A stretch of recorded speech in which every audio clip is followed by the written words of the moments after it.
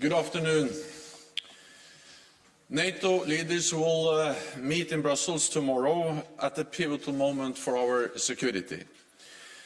And I look forward to welcoming President Zelensky, who will address us during the meeting. President Putin's brutal invasion of Ukraine is causing death and destruction every day. Allies stand united in support for the brave people of Ukraine and against the Kremlin's cruelty. Putin must end this war, allow aid and safe passage of civilians, and engage in real diplomacy. NATO allies have responded to this crisis with strong support for Ukraine and unprecedented costs for Russia.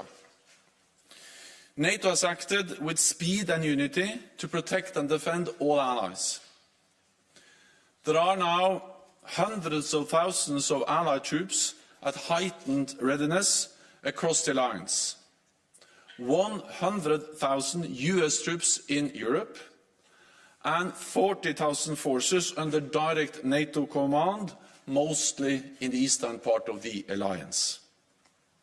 All backed by major air and naval power, including with 5 carrier strike groups in the high north and in the Mediterranean. At the summit tomorrow, we will make further decisions. I expect leaders will agree to strengthen NATO's posture in all domains, with major increases to our forces in the eastern part of the alliance, on land, in the air and at sea. The first step is the deployment of 4 new NATO battle groups in Bulgaria, Hungary, Romania and Slovakia. Along with our existing forces in the Baltic countries and Poland, this means that we will have 8 multinational NATO battle groups all along the eastern flank, from the Baltic to the Black Sea. We face a new reality for our security. So we must reset our deterrence and defence for the longer term. Tomorrow, NATO leaders will reaffirm our support to Ukraine. Ukraine has the right to self-defence under the UN Charter. And we are helping Ukrainians to uphold this fundamental right. Since 2014, allies have trained Ukraine's armed forces and significantly strengthened their capabilities. They are putting that training into practice now on the front lines with great bravery. In the last months, allies have stepped up military support, providing anti-tank and air defence systems, drones, fuel and ammunition, as well as financial aid and hosting millions of refugees. Tomorrow, I expect allies will agree to provide additional support, including cybersecurity assistance, as well as equipment to help Ukraine protect against chemical, biological and radiological and nuclear threats. President Putin's invasion is brutal, and the human suffering is horrifying and painful to witness. We are determined to do all we can to support Ukraine. But we have a responsibility to ensure that the war does not escalate beyond Ukraine and become a conflict between NATO and Russia. This would cause even more death and even more destruction. I also expect we will agree to step up tailored support for other partners at risk from Russian pressure, including Georgia and Bosnia-Herzegovina. Working together with the European Union, we must help them to uphold their sovereignty and the right to make independent decisions. We face a fundamentally changed security environment, where authoritarian powers are increasingly prepared to use force to get their way. So I expect we will also address the role of China in this crisis. Beijing has joined Moscow in questioning the right of independent nations to choose their own path. China has provided Russia with political support, including by spreading blatant lies and disinformation. And allies are concerned that China could provide material support for the Russian invasion. I expect leaders will call on China to live up to its responsibilities as a member of the UN Security Council, refrain from supporting Russia's war effort, and join the rest of the world in calling for an immediate, peaceful end to this war. We will also call on Belarus to end its complicity in Putin's invasion. The decisions we take tomorrow will have far-reaching implications. Major reinforcements to our security will require major investments in defence. So I expect allies will agree to redouble their efforts to invest more. There is a new sense of urgency because we cannot take peace for granted. From the start of this crisis, Europe and North America have stood together, united in NATO, and we remain united, opposing Russia's aggression, supporting Ukraine, and protecting all allies. And with that, I'm ready to take your questions.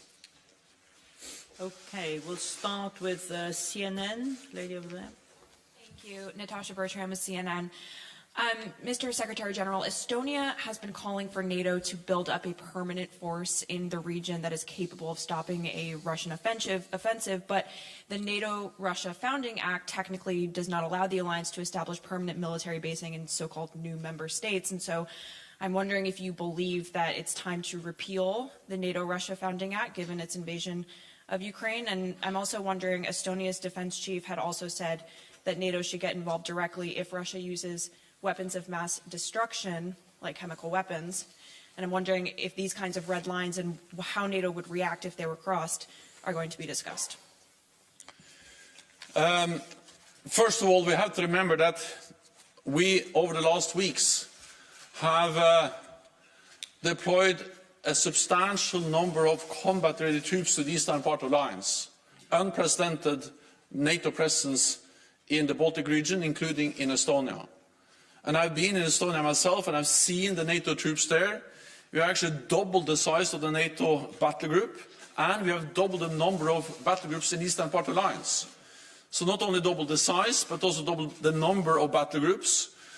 Close to 40,000 troops under direct NATO command, and then on top of that, increased presence by the United States and others on, within the bilateral arrangements. So in totality, this is a significant reinforcement of our presence in the east, including in Estonia, with air, sea and land forces. And we are ready and we are there to protect and defend allies. We are ready to respond massively to any potential threat attack against any NATO allied country. This has already happened. So this reinforcement has already taken place. And we will then also tomorrow make decisions and declare that we have deployed 4 more battle groups to Slovakia, Hungary, Bulgaria and Romania. Then there is a need to also address the more long-term consequences. So in addition to what we have already done, I expect also Allied leaders tomorrow to agree a tasking to our military commanders to look into the more longer-term consequences for our deterrence and defence. There is a need to reset our deterrence and defence, and I expect that to be a substantial increase of our presence for the long term, and we will do what is necessary to ensure that we protect and defend all allies and ensure that NATO provides credible deterrence and defence to all countries, including Estonia. Russia has walked away from the NATO-Russia Founding Act. They have violated it again and again. They violated it clearly back in 2014 when they illegally annexed Crimea and started to destabilize eastern Ukraine. And they have violated it when they moved into Georgia in 2008. And of course, the invasion of Ukraine now is a blatant violation of the NATO-Russia Founding Act. On chemical weapons, first of all, any use of chemical weapons would totally change the nature of the conflict. And it will be a blatant violation of international law and will have far-reaching consequences. And I think that's the most important message to convey, that any use of chemical weapons is absolutely unacceptable and will have far-reaching consequences. We go to NBC, lady in red in the middle. Yeah. Andrea Mitchell, NBC News. Secretary General in Washington just said that he believes that the use of chemical weapons by Russia in Ukraine is a real threat. You have just said that we cannot take peace for granted, and there is no sign, certainly, that Vladimir Putin is taking diplomacy seriously. And here we have President Zelensky, who will plead again with NATO for admission to NATO. If chemical weapons are used in Ukraine, how would it be morally acceptable for NATO to ignore President Zelensky's plea for NATO admission? For NATO? For NATO admission. To ignore his plea to be admitted to NATO. Thank you, sir.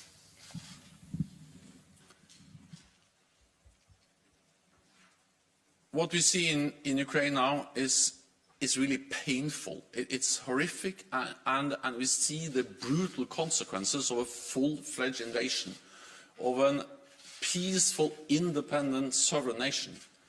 And that's also the reason why NATO allies have stepped up support, including with advanced air defense systems, anti-tank systems, different types of weapons, ammunition, and we are providing unprecedented support to Ukraine. And this is actually also comes on top of what we have done for many years, because NATO allies have trained tens of thousands of Ukrainian troops since 2014, and they are now on the front line fighting the invading forces. And it is first and foremost the courage of the Ukrainian forces and the Ukrainian people and the Ukrainian leadership that has enabled them to resist and to fight back against the Russian invasion. But at the same time, the support they have received for many years has proven extremely important and critical. And I expect that when Allied leaders meet tomorrow, they will address how to further strengthen our support to Ukraine. NATO membership is not on the agenda, but support to Ukraine is absolutely on top of our agenda and will be one of the main issues to be addressed tomorrow. Okay, Sky. Thank you. Secretary General, thank you. On Russian state media, they are openly, propagandists, pundits, people close to the Kremlin are now talking in pretty straight and stark terms about a nuclear attack. How does NATO defend itself against a nuclear attack? Thank you. Russia must stop its nuclear saber rattling. This is dangerous and it is irresponsible. NATO is there to protect and defend all allies, and we convey a very clear message to Russia that the nuclear war cannot be won and should never be fought. And it just highlights the importance of ending the war in Ukraine, because we need to do everything we can to prevent the war from escalating beyond Ukraine and becoming even more deadly and even more dangerous than what we see today. Any use of nuclear weapons will fundamentally change the nature of the conflict, and Russia must understand that a nuclear war should never be fought and they can never win a nuclear war. This is actually something that Russia has agreed to again and again, and the continued nuclear saber-rattling from Russia, the nuclear rhetoric, is actually contradicting what they have stated in the UN and in other formats, agreeing that we should do whatever we can to prevent a nuclear conflict. Okay. Al Jazeera. Secretary General, staying with weapons of mass destruction, you said in your opening statement on chemical and biological weapons that you were thinking of equipment to protect Ukraine. Can you give us more details of what you're going to be proposing to the leaders tomorrow? So we have provided different types of support, also when it comes to different measures to protect against chemical weapons, and I expect the allies to look into how they can step up and provide more equipment to protect and defend against chemical weapons. I don't think it's useful if I go into all the details, partly because allies will discuss this tomorrow, but also partly because I think that when it comes to the details about exactly what kind of support we provide, it's actually not always the best thing to be too detailed about that. We provide support, we are stepping up our support, and we are concerned about the possibility of use of chemical weapons or biological weapons. We've also seen not only the nuclear rhetoric from the Russian side, but also these false claims that Ukraine, supported by NATO allies, are producing and preparing for the use of chemical weapons. This is an absolute false accusation, but it may be a way for them to, in a way, try to create a pretext for their use of chemical weapons. Russia has used chemical agents before against their own opposition and also on NATO allied territory in Salisbury. And Russia was, of course, part of the use of chemical weapons in Syria. They facilitated and supported the Assad regime, which has actually used chemical weapons several times. So we are concerned, and that's also the reason why we are ready and will address tomorrow ways to provide support to Ukraine to protect themselves against the use of chemical weapons. And let me add that, of course, this is extremely serious for the people of Ukraine. But any use of chemical weapons or biological weapons may also have direct consequences for NATO allied countries, people living there. The contamination, the spread of chemical or biological agents used in Ukraine may have direct consequences also for the population living in NATO allied countries in Europe. So it just underscores the seriousness of our concerns. Okay, we'll go to Interfax Ukraine. The lady in red with glasses in the middle. Thank you. Thank you so much. Irina Sommer, news agency Interfax Ukraine. Secretary General, according to NATO and US officials, Belarus is ready to send their troops into the war against Ukraine. What it will change for Ukrainians and what it will change for NATO? And my second question is about coalition. Mass media already reported that Poland leadership are ready to put tomorrow for discussion a proposal to send a peacekeeping mission to Ukraine. They mentioned NATO peacekeeping mission to Ukraine. But how about coalition? Coming back to 2003, a coalition were created from 3 NATO allies and 1 non-NATO country in Iraq. Do you think it will be a good solution to create a coalition of countries who wants to fight for Ukraine without NATO involvement? Thank you. So first of Belarus. Belarus has been complicit to this invasion from the start, actually before the start, because Belarus allowed its territory to be used as a ground for mobilizing, massing troops that invaded Ukraine.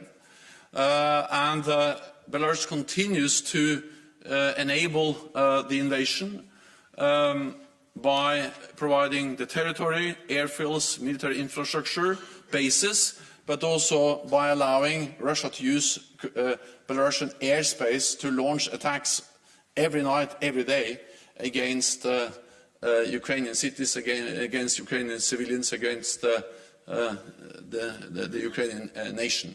So Belarus is already heavily involved in the way that it has been complicit and has supported the Russian invasion. And of course we call on Belarus to stop doing exactly that and not be used by Russia to conduct this brutal war against neighbor Ukraine. When it comes to forces, so NATO is not part of the conflict. We provide support to Ukraine, but we're not part of the conflict. We help Ukraine with upholding the right for self-defense, which is enshrined in the UN Charter. But NATO will not send troops into Ukraine. We have to understand that it is extremely important to provide support to Ukraine, and we are stepping up. But at the same time, it is also extremely important to prevent that this conflict becomes a full-fledged war between NATO and... Thank you very much, Anna. Beata Pomecka, Polskie Radio, Polish public broadcaster.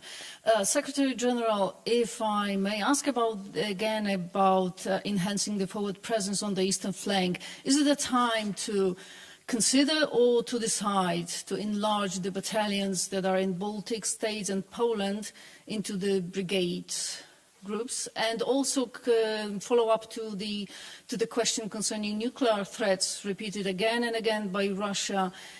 Is there a possibility for the leaders to prepare a kind of a plan just in case? Thank you very much. First, on the nuclear threat, NATO has plans in place to protect all allies against any threat. But our main message is that Russia should stop this dangerous, irresponsible nuclear rhetoric. But let there be no doubt about our readiness to protect and defend allies against any threat, any attack. And of course, we have plans in place to do exactly that. On the size, well, first of all, so before this invasion, we had 4 battle groups, battalion-sized. Now we have doubled the size of those battle groups in Poland, in Lithuania, in Estonia, and in Latvia.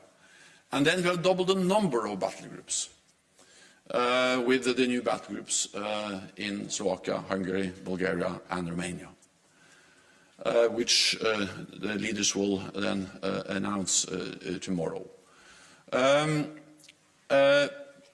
And there are more.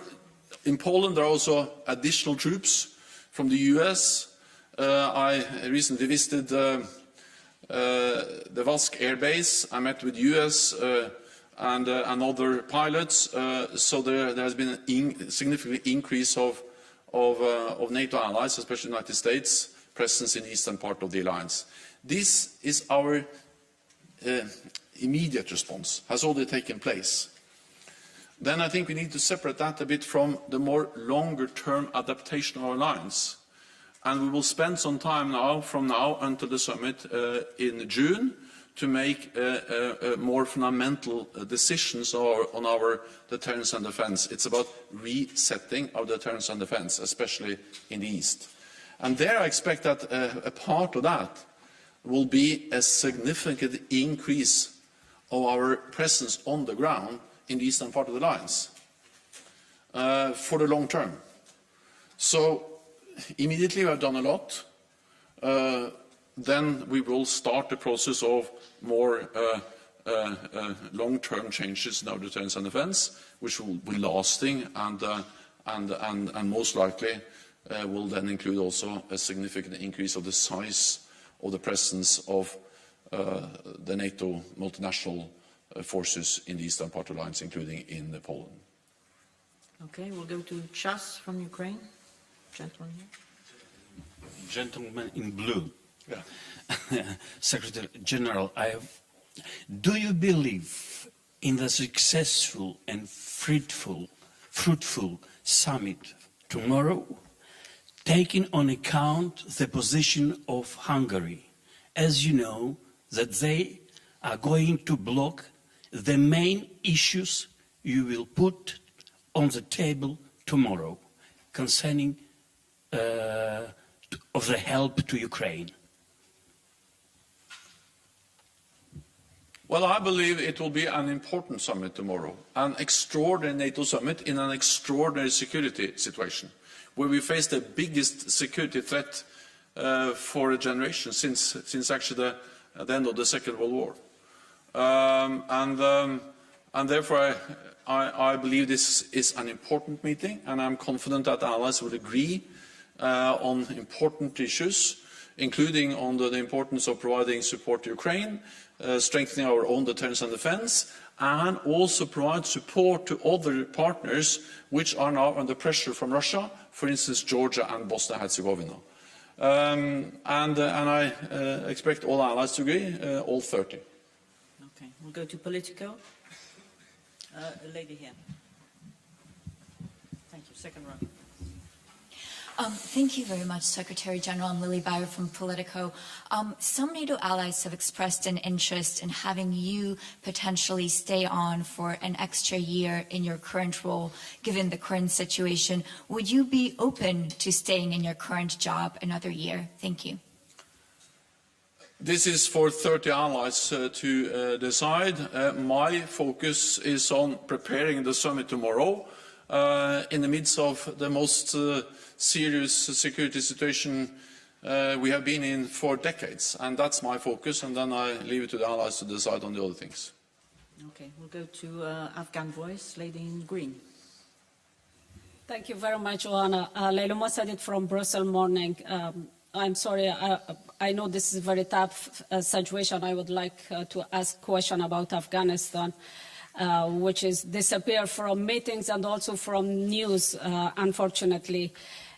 Actually, today, millions of girls and women were waiting to open the schools and university in Afghanistan, but unfortunately, it's not happened. And I believe the Taliban, as a terrorist group, they never changed because they didn't cut their tie with Al-Qaeda and also with Akani network. So in a country, the women